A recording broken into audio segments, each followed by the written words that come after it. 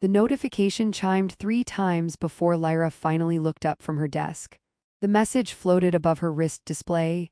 Citizen reminder, you have ignored 12 prior reminders. That's because all 12 were useless. The system immediately replied, your feedback has been recorded. No, it hasn't. Your feedback has been recorded. She narrowed her eyes. I hate this planet. The display vanished. A second later, another message appeared. Your feedback has been recorded. Lyra groaned and dropped her forehead onto the desk. Around her, dozens of employees worked quietly inside the Metropolitan Transit Administration. Human workers sat beside aliens from half a dozen worlds. Nobody paid much attention to anyone anymore. Earth had become too crowded with visitors from too many stars. The disguise device hidden behind Lyra's left ear hummed softly. A faint shimmer passed across her skin. To everyone else, she looked completely human. No one could see the long ears concealed beneath the projection field. No one could see the royal genetic markings woven beneath her skin. No one could see the burden she had spent 3 years running from, which was exactly how she wanted it. A shadow appeared over her desk. Lyra looked up. Ethan Carter stood there holding 2 cups of coffee. You look like you've lost a war. I lost an argument. With who? She pointed toward the floating display. The government. Ethan nodded. Reasonable, the government usually wins. It wasn't even a person. Those are the hardest opponents. He handed her a coffee. She accepted it suspiciously. What's in this? Coffee? You said that last time because it was coffee. It tasted like engine coolant. You've tasted engine coolant? Lyra froze. No, Ethan raised an eyebrow. That answer took way too long. She immediately changed the subject.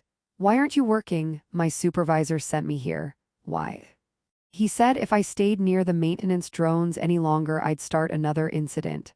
Lyra sighed. The pigeon incident?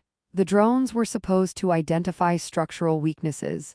They declared war on pigeons. In fairness, pigeons are suspicious. They are birds. They know things. Lyra laughed despite herself. The sound surprised her. She hadn't laughed much before coming to Earth, not back home. Back there, every smile had been measured.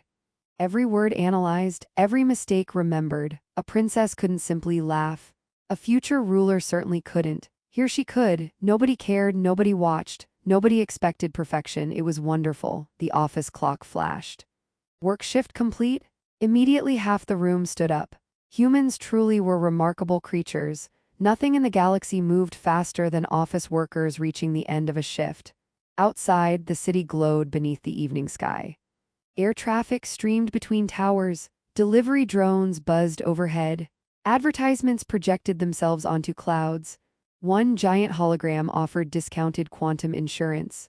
Another promised emotional support robots. A third simply displayed a dancing octopus wearing sunglasses. Ethan pointed upward. I still don't understand that advertisement. Lyra followed his gaze. The octopus? Yes. What is it selling? Nobody knows. You bought something from it, didn't you? I bought 3. She stared at him. What did you buy? I still don't know. How is that possible? They haven't arrived yet. You purchased mystery products from a giant dancing octopus. The reviews were excellent. Lyra shook her head. Earth continued proving that humanity possessed a unique survival strategy. Absolute chaos. They walked through the crowded streets. A musician played electronic instruments powered by biological circuits. Nearby, 2 tourists argued with a translation drone. Further ahead, a child rode a hovering skateboard directly into a fountain. Nobody seemed surprised. Lyra loved that. On her homeworld, every public action carried expectations. On Earth, people simply accepted nonsense as part of daily life. It felt freeing.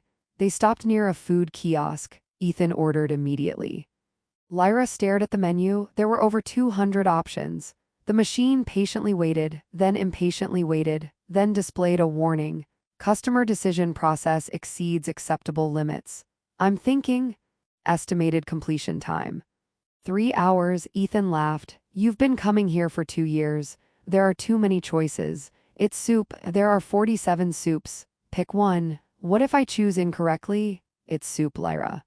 Important decisions should not be rushed. You once crossed a 6-lane street without looking.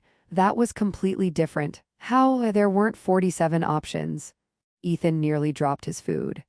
By the time they sat down, darkness had begun spreading across the city. For a while neither spoke. Lyra watched the lights, the crowds, the endless movement. This city never slept. Somewhere above the atmosphere, ships arrived every hour, travelers. Merchants, explorers, refugees, dreamers, nobody knew she was one of them, a refugee, a runaway, a missing princess. The thought darkened her mood. Ethan noticed immediately, he always did. You disappeared again. She blinked. What? That look, what look? The one where you're physically present but mentally vacationing somewhere else. I was thinking, dangerous habit. She smiled faintly. Ethan leaned back. You know, one day I'm going to figure out your secret. Her heartbeat skipped. What secret? You've definitely got one. Everyone has secrets, not like yours. She forced herself to remain calm. The disguise device hummed quietly behind her ear. For a terrifying moment she imagined it failing, the projection vanishing, the truth exposed. Princess Lyra Velaris, heir to the Aurorian Empire, runaway royal, target of assassins, potential catalyst for civil war.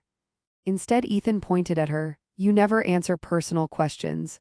I answer some. No, some. Name one, she thought. Several seconds passed. Ethan grinned. Exactly. Before she could respond, her wrist communicator vibrated once. Twice, 3 times, her blood turned cold. That pattern. Nobody on Earth used that frequency. Nobody except she stood abruptly. I need to go. Ethan frowned. Everything okay? Yes. You look terrified. I'm not terrified. The communicator vibrated again. She was definitely terrified. Ethan noticed. Of course he noticed. He always noticed. I'll walk with you. No, the answer came too quickly, too sharply. Ethan stared. For a moment she worried she had revealed too much, then he shrugged. Okay. Guilt twisted inside her chest. He deserved honesty, but honesty could destroy everything. She had built this life carefully, piece by piece, a normal apartment. A normal job, a normal friend, a normal existence. The illusion was fragile. The truth would shatter it instantly. She turned away and disappeared into the crowd. Several blocks later, she entered a quiet alley. The communicator activated automatically. A holographic symbol appeared above her wrist. A silver crown surrounded by stars, the royal seal. Her stomach sank. No, no, no, the signal should have been impossible. Nobody was supposed to find her. A voice emerged from the device, distorted, weak, yet familiar. Your Highness. Lyra closed her eyes. The title hit like a physical blow. She hadn't heard those words in 3 years. The voice continued. We have finally located you. Her heart stopped. Somewhere very far away, beyond Earth, beyond the solar system, beyond the peaceful life she had created, the past had found her, and it was getting closer. Lyra stared at the holographic crown floating above her wrist. The signal crackled. Your Highness, can you hear me? She almost disabled the transmission immediately. Almost. 3 years ago she would have. 3 years ago she had run from every responsibility waiting for her beyond Earth. Now she hesitated. That worried her. Who is this? She asked quietly. The answer came without delay. Commander Saris Valen of the 4th Royal Fleet. Lyra froze. She remembered the name, one of her mother's officers, one of the few people she had trusted. The years suddenly felt much shorter. For a moment she was standing in a palace corridor again. For a moment she wasn't Lyra, office worker. She wasn't Lyra, owner of a suspiciously dying houseplant. She wasn't Lyra, customer banned from 3 vending machines. She was Princess Lyra Velaris. The feeling was uncomfortable. You're supposed to be dead. A brief laugh came through the transmission. So are you. Fair point. The silence that followed carried years of unspoken history. Finally Saris spoke. The Empire is breaking apart. Lyra closed her eyes. I know. No, Your Highness, you don't. Something in the commander's voice felt wrong, tired, exhausted, desperate. The situation has deteriorated. How badly? 7 systems have declared independence. Lyra inhaled sharply. 3 military governors are refusing central authority. Her stomach tightened. Several noble houses are preparing open conflict. She said nothing, then came the final blow. There are rumors someone intends to claim the throne. The alley suddenly felt colder. Someone? We don't know who. That's impossible. Nothing is impossible anymore. For several seconds neither spoke, then Saris lowered her voice. We need you, Lyra immediately laughed. The sound surprised both of them. You need someone else. Your Highness, I'm serious. She leaned against the wall. You remember me, of course? Then you remember I was terrible at politics. You were 16. I accidentally insulted an ambassador. He deserved it. I started a diplomatic incident. You corrected it. I made it worse. You made everyone laugh. Lyra rubbed her forehead. The memories were not helping. Saris continued. The people still remember you. That's unfortunate. Lyra, the use of her name instead of her title carried enormous weight. We found you because we're running out of time. Before she could answer, movement caught her attention. A maintenance drone floated past the alley entrance. She relaxed slightly, just a drone. For a moment she had expected assassins. Paranoia was apparently returning faster than royalty. I need time. You don't have much. The transmission ended. The crown vanished. The alley became silent again. Lyra stood there for nearly a minute, then her communicator vibrated. A new message appeared. ETHAN, did you die? She blinked. A second message arrived. ETHAN. If you died, please confirm. A third message followed. ETHAN, it would really help with scheduling. Despite everything, she smiled. ETHAN, also you still owe me dinner. Lyra typed a response. Lyra, I'm alive. ETHAN, prove it. Lyra. That makes no sense. ETHAN, exactly what a ghost would say. She shook her head. Somehow Ethan possessed the unique ability to make reality seem less terrifying, even when reality involved collapsing interstellar empires. The next morning she arrived at work hoping normal life would distract her. It didn't. Every screen reminded her of the wider galaxy. Every ship crossing orbit reminded her of home. Every alien face reminded her of what she was hiding. She was so distracted she walked directly into a cleaning robot. The machine beeped angrily. Pedestrian collision detected. Sorry, you appear to be experiencing REDUCED awareness. Thank you. Would you like therapy services? No, they are currently discounted. The robot rolled away. Ethan witnessed the entire exchange. You got diagnosed by a mop. It wasn't a mop. It literally cleans floors. It was sophisticated. It offered therapy. Exactly.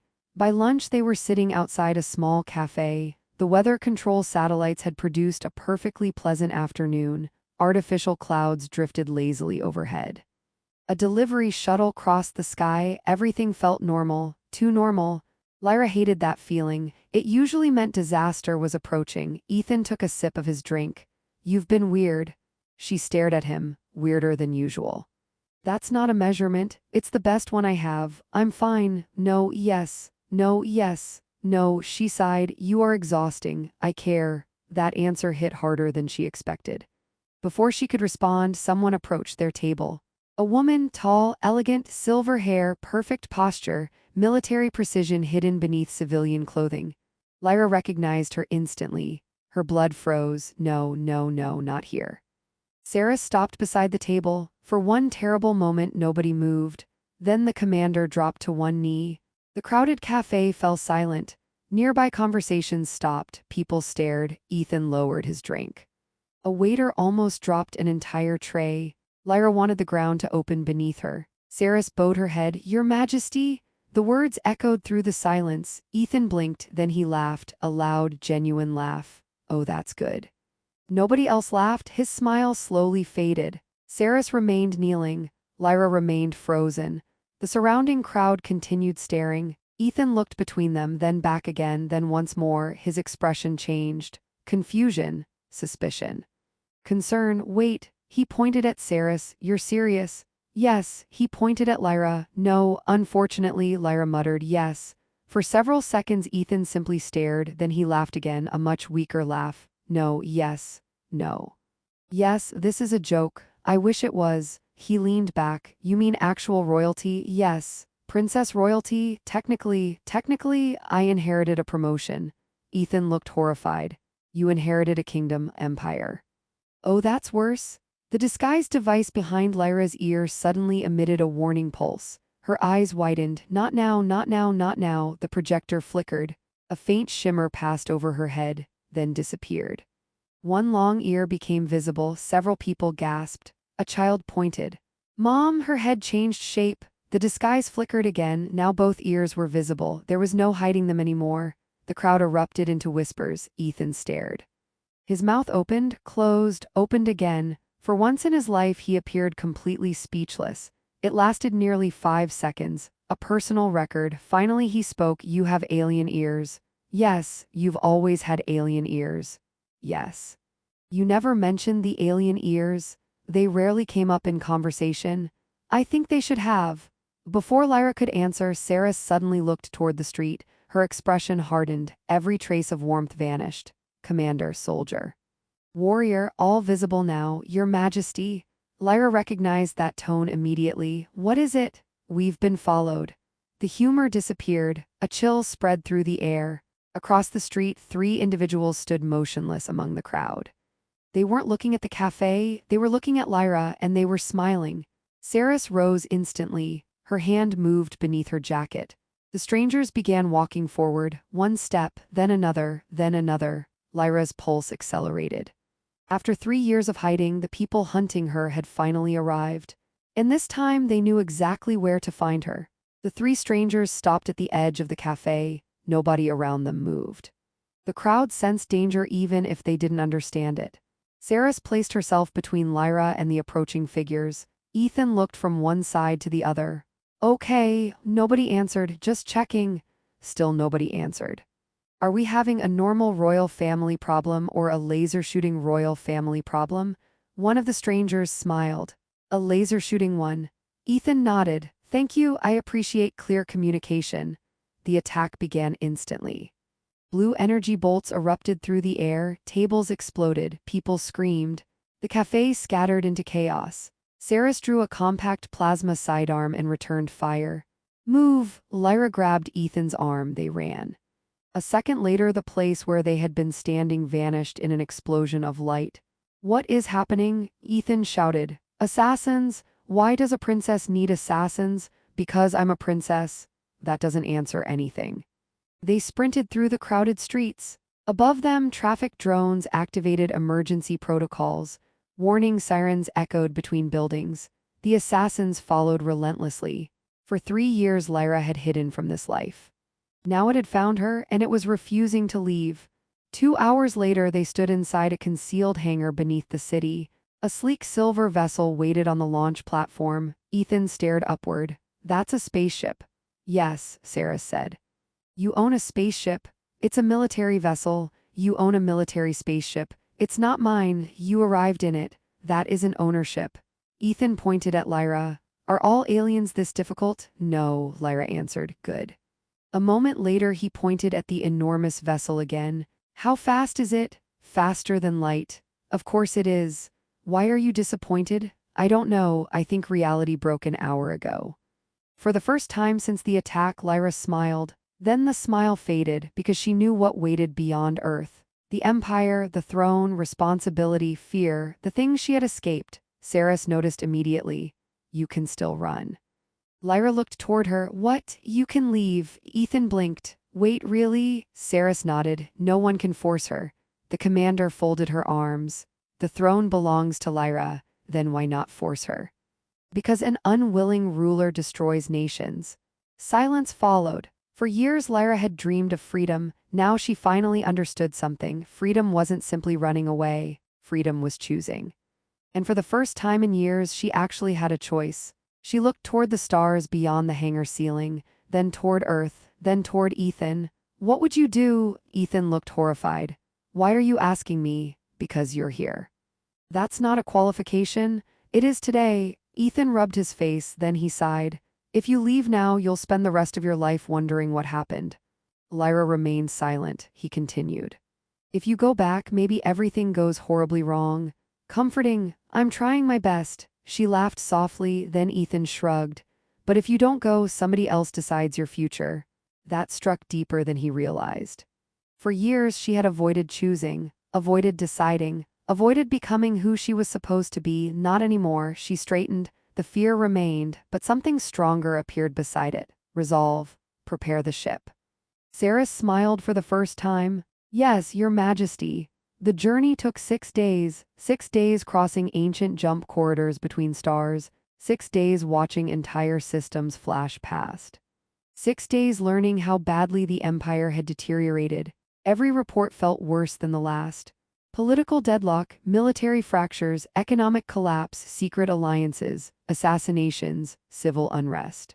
And beneath all of it, a hidden conspiracy. Someone had deliberately fueled the chaos. Someone wanted the empire weak. By the time they reached Aurora Prime, Lyra understood the scale of the disaster. Ethan understood something else. Royal politics were somehow more dangerous than assassins. I preferred the assassins. Sarah stared at him. Why, they were honest. The capital world surpassed every story Ethan had imagined. Floating cities drifted above crystalline oceans. Orbital elevators pierced the atmosphere. Quantum gates connected continents. Millions of ships crossed the skies, yet despite the beauty, tension filled every corridor of the imperial palace. The nobles smiled too much, which immediately made Ethan distrust all of them. A week later, he accidentally insulted 3 noble families.